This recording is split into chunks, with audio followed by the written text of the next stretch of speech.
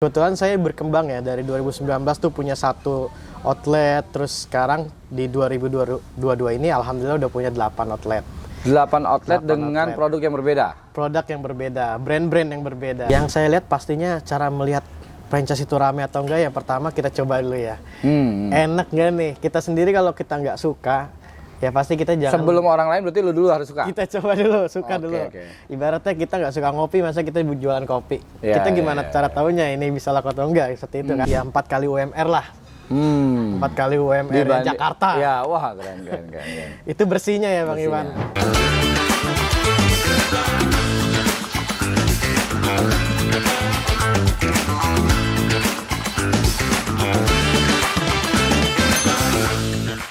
Assalamualaikum warahmatullahi wabarakatuh. Bertemu kembali sama gue Iwan Setiawan dalam rangka giat podcast ekonomi kreatif dalam channel YouTube Craft Slab di kerjasama dengan G-Craft Kota Depok. Hari ini gue bersama sobat ekonomi kreatif kita, salah satu juga pengurus G-Craft Kota Depok, ya ini Bro siapa namanya? Tetra Perwira. Iya. Nah, alhamdulillah udah ada bersama kita semuanya, sobat-sobat G-Craft. Gimana kabarnya, Bro? Alhamdulillah baik Bang Iwan. Bang Iwan sehat? Bajunya bagus ini. Iya dong. Kita cinta G-Craft Bang Iwan. Cinta G-Craft. Salam ekonomi kreatif, Bro. Salam ekonomi kreatif. Ini ngomong-ngomong, gue denger lu banyak bisnisnya, punya tempat-tempat, kios-kios, usaha-usaha. Alhamdulillah. Nah, gue pengen tahu bisnis lu tuh apa sih sebenarnya? Nah, sebenarnya saya itu investasi ya Bang Iwan. Jadi investasi. Nah, ini ada namanya produk. Kita membeli brand. Saya membeli brand khususnya di bidang food and beverage atau makanan dan minuman. Seperti itu. Nah, itu kalau kita bahasa keren itu franchise. Oh iya. Udah pernah dengar kan franchise ya? Franchise. Nah, franchise itu saya bergerak itu sudah dari tahun 2019 Bang Iwan. 2019. Mulai dari modal yang kecil, dari 10 juta sampai franchise yang ada ratusan juta loh. Keren. Gitu. Udah berapa banyak ente? Apa satu fokus di dalam produknya, makanan dan minuman, atau banyak sebenarnya? Nah, kebetulan saya berkembang ya dari 2019 tuh punya satu outlet, terus sekarang di 2022 ini alhamdulillah udah punya 8 outlet. 8 outlet dengan produk yang berbeda? Produk yang berbeda, brand-brand yang berbeda. Luar biasa. Yang pastinya lu kan beli ya, pastinya kerjasama ya, kerjasama itu sama yang sudah ada. Itu ada 8, berarti kan lu berarti membangun komunikasi terhadap 8 brand tersebut. Betul. Lalu dari satu produk itu sebenarnya tempatnya itu yang lu buat itu 1, 2 atau banyak atau gimana? Nah, itu kalau kita udah biasanya bayar franchise-nya, nanti kita udah menentukan tuh Bang Iwan, di mana tempat yang akan kita cari untuk franchise-nya, dan juga itu nanti outlet-outletnya bisa berbeda, bisa juga di satu tempat, tergantung peraturan dari brandnya itu sendiri. Oh iya, gitu. Ya, ini tadi kan lu bilang ada 8. Jenisnya apa aja sih sebenarnya 8 ini? Nah, kan sama semuanya makanan dan minuman, tapi kan pasti beda-beda kan? Betul. Itu. Nah, jenis-jenisnya tuh ada yang kayak boba, ada burger, ada makanan Korea, ada ayam, ada yang tipe lele juga, macam-macam. Nah, jenis-jenis franchise juga ada yang dari murah sampai yang besar juga, Bang Iwan. Ada yang dari 10 juta sampai 100 juta yang tadi udah saya bilang. Nah, terus tipe-tipe manajemennya juga pun berbeda. Ada yang kita jual beli putus, dia cuma ngatur marketingnya, produknya, harganya. Ada yang memang dijual terus langsung putus. Artinya dia cuman kita beli brand dia, produk langsung putus saja. Produk kita semua yang ngatur, harga kita yang ngatur, kita daftar online kita yang ngatur sendiri. Intinya seakan-akan lisensinya dijual sama lu ya. Lisensinya dijual, resep-resepnya dia jual kayak gitu. Oke. Menarik sobat G-Craft Kota Depok. Ini juga bagian dari usaha kreatif, orang lain punya produk, lalu ada sistem apa yang disebut dengan franchise, dikembangkan sama bro kita, sangat kreatif. Nanti kita cari tahu tentang kreativitasnya. Kenapa sih maunya begitu, kan gitu kan? Nggak buat sendiri. Karena memang kalau buat sendiri biasanya kita ini belum berani ini laku apa tahu tidak. Kalau produk orang lain udah tahu pasarannya lagi in ya, kayak gitu ya, gitu. Kira-kira kayak gitu mungkin ya. Bisa lu jelasin nggak perjalanan awal kenapa sih lu maunya franchise gitu? Nah, gini Bang Iwan. Saya kan dulunya pekerja ya, profesional gitu ya. Kalau saya tuh pengen juga buat orang-orang yang mau berusaha tapi tidak punya waktu untuk mengembangkan usahanya, pastinya dia akan mencari sesuatu yang sudah existing, yang sudah ada. Dengan cara dia lihat nih produk mana nih yang kira-kira yang bagus dan bisa menjual franchise. Nah, seperti itu. Jadi awalnya saya melihat nih, wah kayaknya saya punya modal nih untuk membuka franchise itu. Nah, makanya saya hubungilah si tim marketingnya dari Instagramnya, dari websitenya, nanti diarahkan sama mereka. Oke, Sobat Gekrab, pastinya di dalam franchise itu ada jenis-jenis franchise ya. Tadi yang lu ceritain dari harga yang murah, ada yang jual putus, ada yang terus berlanjut sampai yang harga mahal dan segala macam. Di dalam cara untuk lo bisa dapetin produk franchise itu atau berjualan yang produk orang lain itu gimana sih caranya sebenarnya? Nah, sistematika dari setiap manajemen itu sebenarnya berbeda Bang Iwan. Ada yang kita tinggal bayar, nanti tinggal langsung dikirim tanpa mereka memperhatikan kita mau jualan di mana. Cuman mereka ngelihat aja kita jarak sama outlet yang lain itu berapa jaraknya. Mereka ada yang 1 kilo, ada yang 3 kilo, bahkan ada yang sampai 5 kilo. Gitu. Minimal sama outlet yang sudah ada. Caranya tuh tinggal kita hubungin orangnya, nanti ada yang tipenya survei juga ke tempatnya ini bagus atau enggak, kalau disetujui atau enggak, kayak misalkan harus nggak boleh ditanjakan, nggak boleh di tikungan, nah seperti itu. Nanti dia survei kalau udah oke, kita tanda tangan kontrak, barulah kita dikirim bahan bakunya untuk renovasi segala macam. Kalau ada yang pakai renovasi, nah nanti baru kita tentukan tuh grand openingnya mau kapan sama mereka. Jadi menentukannya tetap kerjasama ya? Betul, tetap ada kerjasama. Nggak ditentukan dari sebelah pihak? Memang manajemennya ada berbeda-beda Bang Iwan. Ada yang bebas? Kalau yang jual putus itu berarti penentu lo sendiri? Ada yang seperti itu. Itu salah satu jenis-jenis franchise ya? Iya. Jenis-jenis franchise, jadi semuanya berbeda-beda. Ada yang ditentukan secara bersama-sama sampai merenovasi tempat yang akan jadi jualan. Desainnya dari sana segala gitu. Macam. Dari semua produk yang lu kerjakan, semua dari titik-titik tempat yang lu kerjakan, sebenarnya ada standar usahanya nggak sih? Standarnya kayak gimana sebenarnya? Yang saya lihat pastinya cara melihat franchise itu rame atau enggak, yang pertama kita coba dulu ya. Enak nggak nih? Kita sendiri kalau kita nggak suka, ya pasti kita jangan. Sebelum orang lain berarti lu dulu harus suka? Kita coba dulu, suka dulu. Ibaratnya kita nggak suka ngopi, masa kita jualan kopi? Kita gimana cara tahunya ini bisa laku atau enggak, seperti itu kan.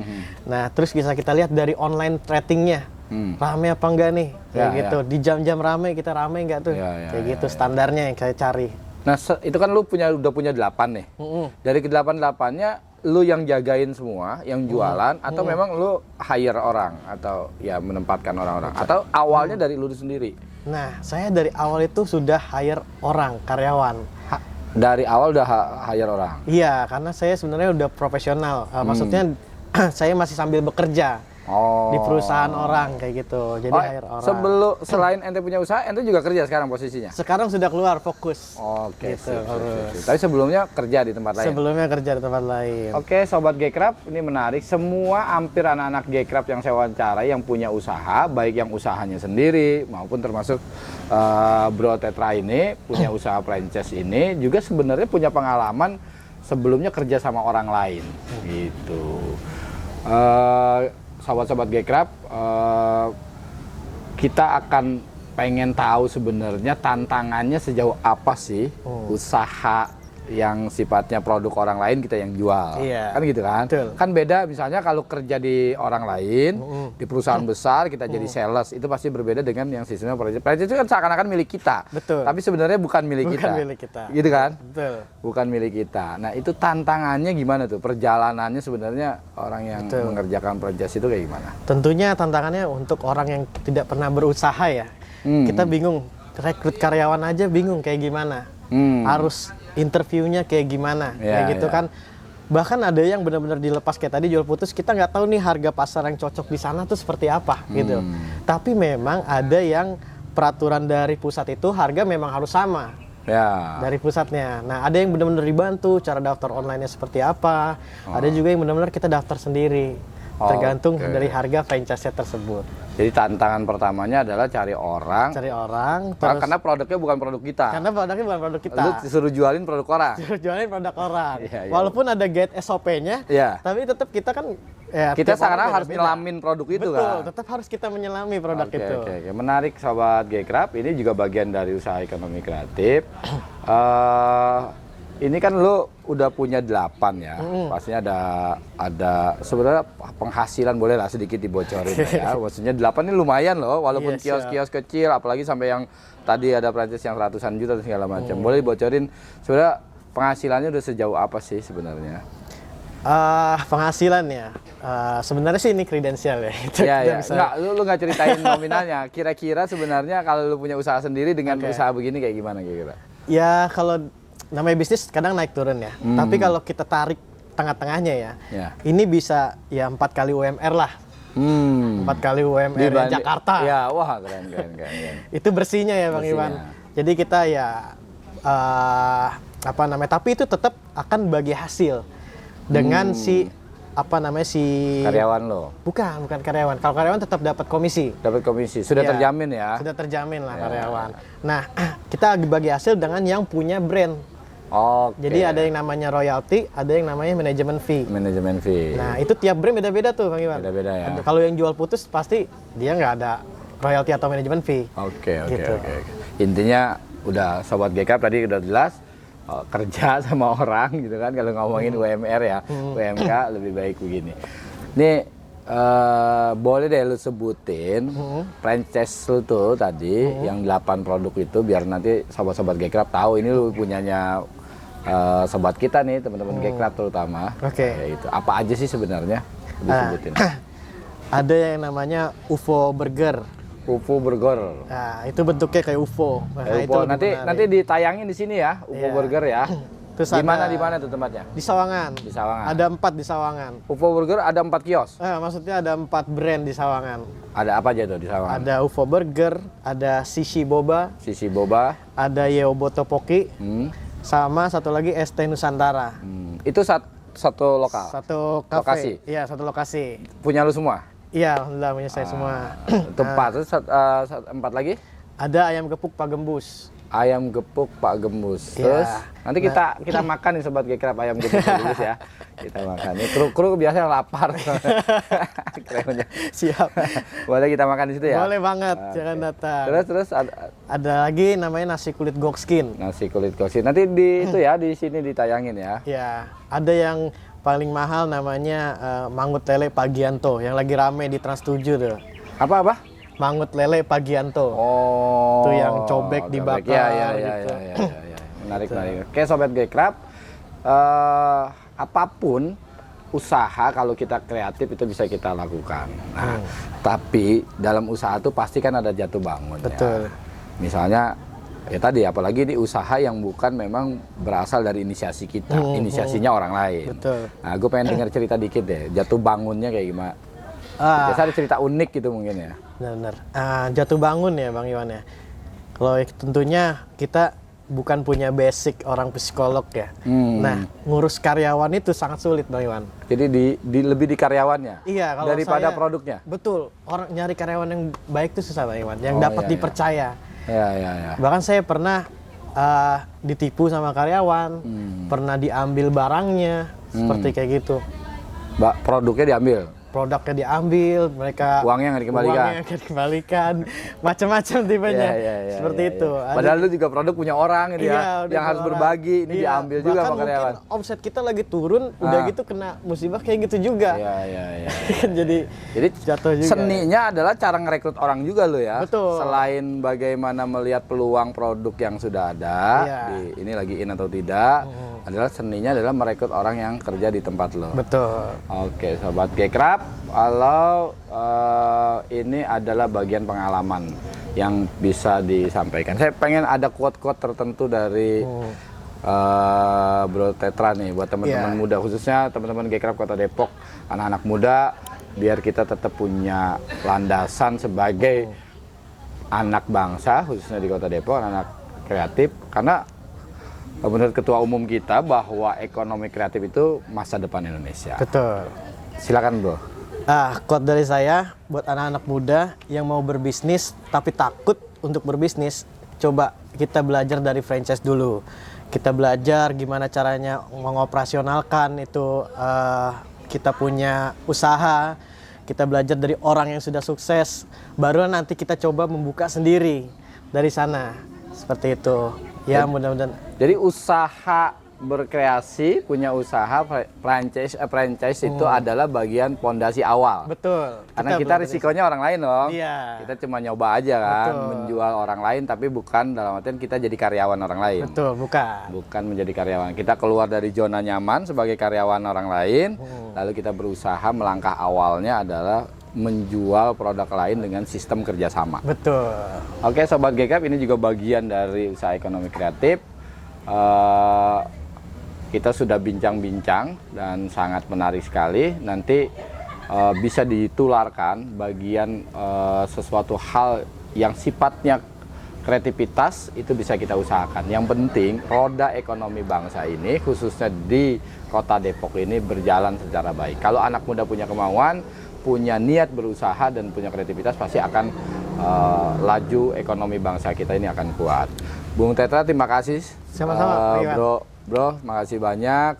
Saatnya boleh lu promosikan sekali lagi usaha-usaha lu di tempat di mana saja kepada kawan-kawan, nanti biar bisa kita tayangkan di channel YouTube kita ini.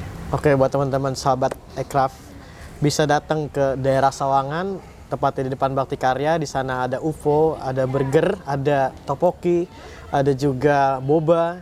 Di sana juga ada es teh. Nah, kalau untuk di Meruyung itu ada pagembus sama kulit gokskin. Dan yang terakhir di Margonda itu ada gembus juga. Oke Sobat Gcraft Kota Depok, alhamdulillah baru saja kita selesai bincang-bincang, ngobrol-ngobrol ringan tapi menarik bersama sobat kita Bro Tetra tadi apa yang sudah dibicarakan. Jangan lupa nanti di like, komen, dan di subscribe di channel YouTube Craft Lab Gcraft Kota Depok. Inovasi, kreasi, kolaborasi, salam ekonomi kreatif. Terima kasih dari gua, Iwan Setiawan.